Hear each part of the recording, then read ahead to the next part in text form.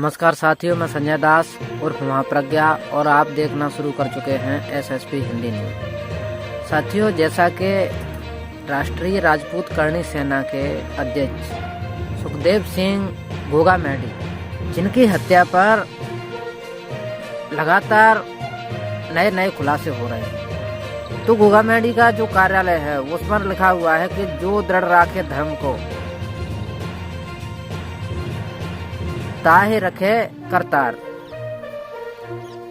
यानी कि जो धर्म को दृढ़ रखता है उसको करतार रखता है, यानी कि करतार ईश्वर खुदा अल्लाह उनकी रक्षा करता है।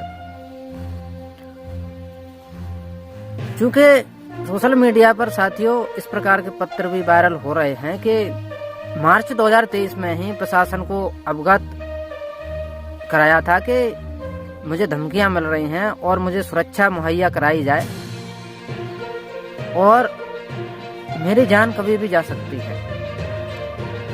तो साथियों, आप देख सकते हैं कि किस प्रकार से धर्म में दृढ़ व्यक्ति भी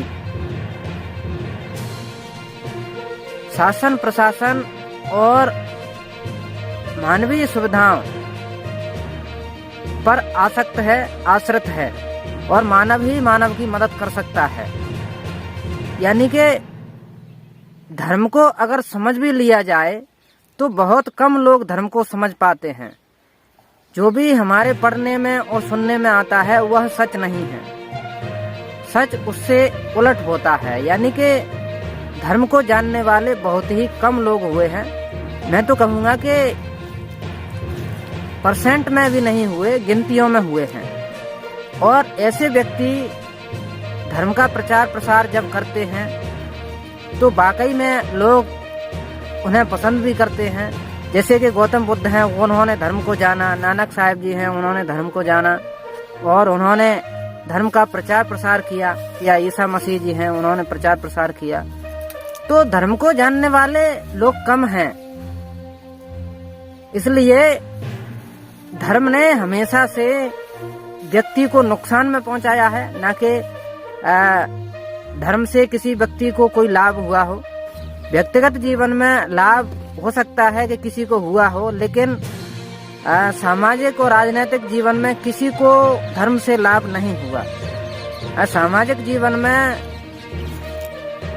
अगर कोई चीज है लाभ पहुंचाने की या मदद करने की या ऊपर उठने की, तो वह एक ही है, मानवीय सहयोग।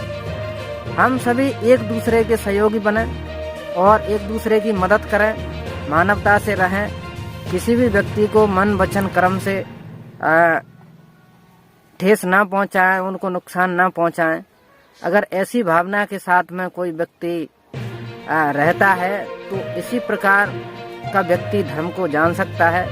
आप देख सकते हैं कि हिंदू विधि में जीवित पत्नी के रहते हुए एक से अधिक शादी व्यक्ति नहीं कर सकता, लेकिन खुलासे हो रहे हैं कि सुखदेव गोगाडी जी की 3 पत्नियां थीं और हो सकता है कि कई वजहों से व्यक्ति सहमति के साथ में एक से अधिक पत्नी के साथ में रह सकता है।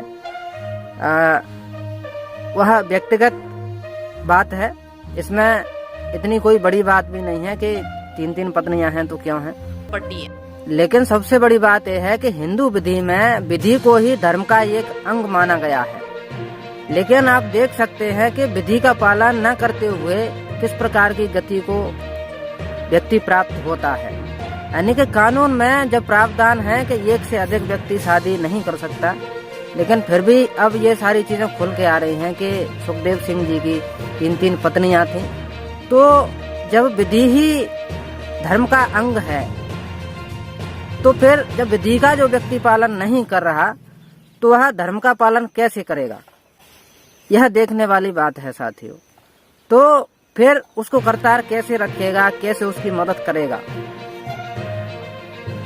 हालांकि यह जो घटनाक्रम है ये बेहद चिंताजनक और दुखद विषय है कि इस प्रकार से किसी के घर में घुस के अपराधी व्यक्ति आते हैं और गोली मार देते हैं। हिंदुओं में 1955 के हिंदू मैरिज एक्ट के तहत पति या पत्नी के जीवित रहते या बगैर तलाक लिए दूसरी शादी करना अपराध है।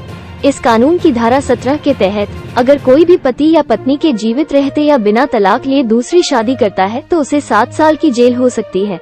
सजा का ये प्रावधान आईपीसी की धारा 494 में किया गया है।